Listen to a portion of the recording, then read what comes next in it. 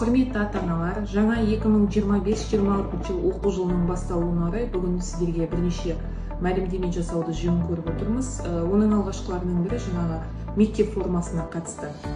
Әр баланың мектепке дайындығы баршамыздың ортақ жауапкершілігіміз. Сол себепті төменде көрсетілген бірнеше мәселелерге назар аударуларыңызды сұраймыз. Оқушылардың мектеп формасына қатысты талаптары Қазақстан Республикасы Білім және ғылым министрінің 2016 жылғы 14 қаңтардағы 26 бұйрығына сәйкес реттеледі.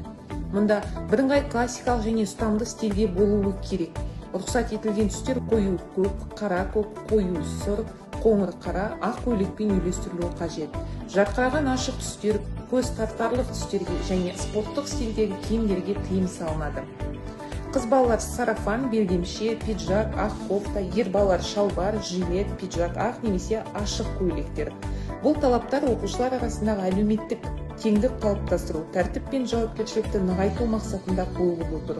Сондықтан мектеп формасын сақтауға аса мән берулеріңізді сұраймыз.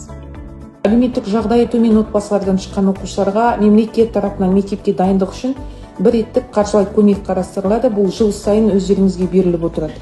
Қазақстан Республикасы үкіметінің 2008 жылғы 25 қаңтардағы 64 қаулысына сәйкес көрсетіледі. Онда 5 категория көрсетілген.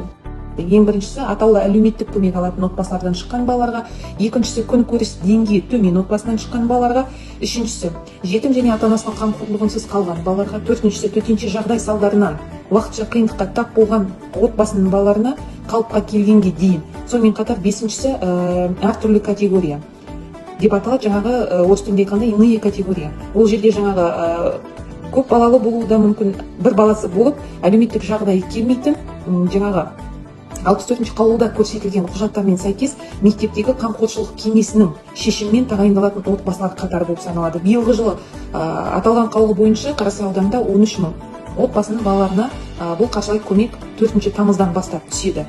Қаржылай көмекке құжаттарды тіркеу бұл бізде мамыр айында басталып, маусым айына дейін аяқталған болатын. Қазіргі таңда атаулы әлеуметтік көмекке ілінбей қалған отбасының балаларына байланысты жаңағы жыл сайын дәстүрлі түрде елімізде өткізілетін мектепке жол акциясы бар. Ол жаңағы бізде демеушілер тарапынан іске асырылады. Мектепке жол жыл сайын елімізде тамыз-қыркүйек айларында өткізілетін дәстүрлі республикалық акция. Оның мақсаты тұрмысы төмен әлеуметтік осал топтағы санаттағы балаларды жаңа оқу жылына дайындау үшін қоғамдық қолдау көрсету болып саналады. Яғни мектепке жол акциясына кімдер өтініш білдіре алады. Мемлекет тарапынан берілетін мектепке бір реттік қаржылай көмекке ілінбей қалған отбасының балаларына ата-аналары, яғни заңды өкілдері келіп, мектептегі мектеп әкімшілігі әлеуметтік педагогқа жаңағы келіп өтінішін білдіре алады.